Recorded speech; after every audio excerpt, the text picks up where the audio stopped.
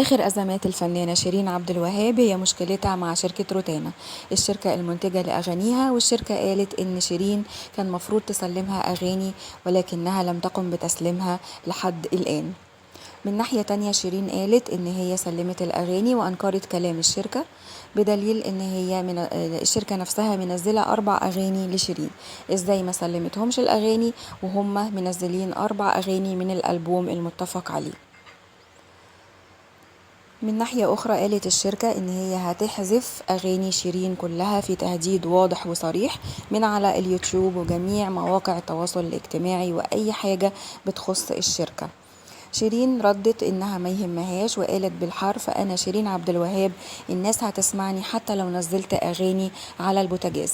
وبالفعل وفي حركة لطيفة منها وبخفة دمها المعهودة قامت شيرين بفتح قناة على التليجرام وسمتها البوتاجاز، بتنزل عليها كل أغانيها الجديدة والقديمة. والغريب في الموضوع إن الناس بتسمعها والقناة مكسرة الدنيا.